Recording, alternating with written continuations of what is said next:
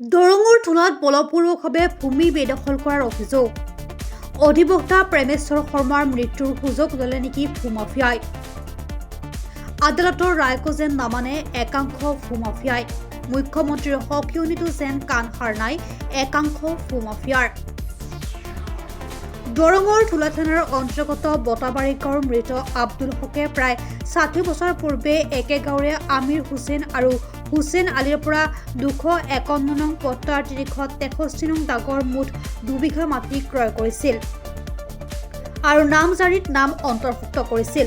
অভিযোগকাৰীৰ অভিযোগ অনুসৰি বিক্ৰী কৰা ভূমি পুনৰ আমিৰ হুছেইন আৰু হুছেইন আলীয়ে বেদখল কৰে।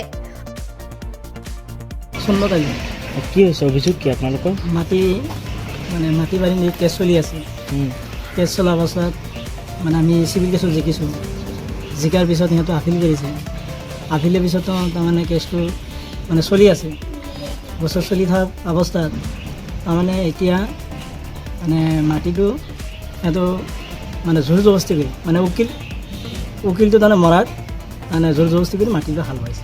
আৰু এই সংক্ৰান্তত মৃত আব্দুল হকে ধুলা আৰক্ষী থানাত এজাহাৰ দাখিল কৰিছিল আৰু সেই এজাহাৰৰ ভিত্তিত দৰং জিলা আদালতত গোচৰ চলি আছিল।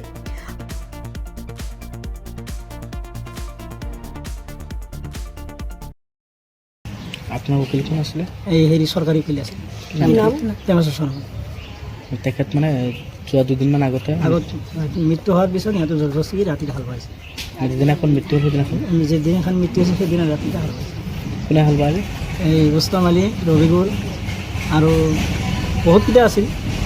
শ্বাহজাহান, চালাম, তাৰপিছত ফকিৰ আলী আৰু বহুত মানুহ আছিল। আমি বাধা দিওঁতে আমাকে ধমকি দিছে মাৰিব বুলি কাটিব বুলি এনেকুৱা। এতিয়াও কেছ চলি আছে? এতিয়াও কেছ চলি আছে। আৰু আদালতে মাটিখিনি আব্দুল হকক চমচি দিয়ে।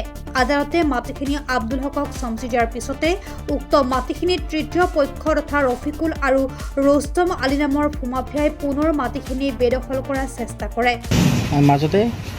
মাজতে কেছটো আমি ৰায় পালোঁ। চিভিল কেছটো ৰায় পোৱাৰ পিছত সেইটো আপিল কৰিলে। আপিল কৰাৰ পিছত কেছটো গোচৰ চলি থাকোঁতে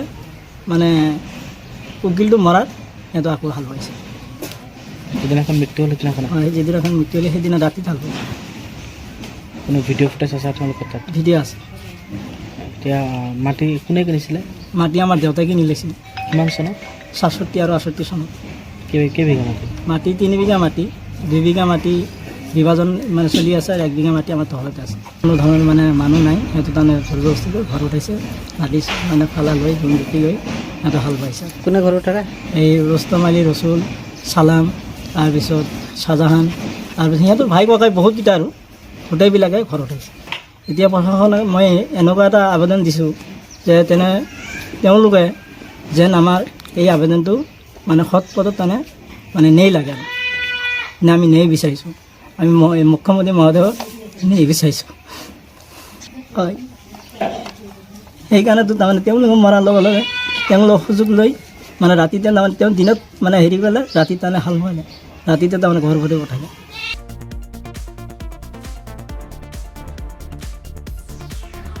আৰু এই সংক্ৰান্তত আব্দুল হকৰ পুত্ৰ সুন্নত আলীয়ে দৰং জিলা আদালতত এক গোচৰ দাখিল কৰে আৰু গোচৰ চলি থকা অৱস্থাত সুন্নত আলীৰ অধিবক্তা প্ৰেমেশ্বৰ শৰ্মাৰ এক পথ দুৰ্ঘটনাত মৃত্যু হয়।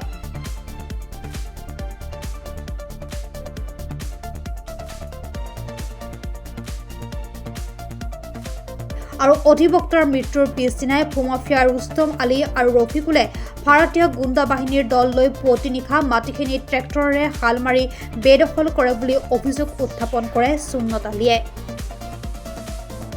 দৰঙৰ পৰা ফাৰুক আব্দুল্লাৰ ৰিপৰ্ট, প্ৰাতঃ টাইম ডিজিটেল। শদিয়াৰ পৰা ধুবুৰীলৈ, বৰাকৰ পৰা ব্ৰহ্মপুত্ৰলৈ সকলোৰে মাজত চিনাকি এটা নাম প্ৰাতঃ টাইম।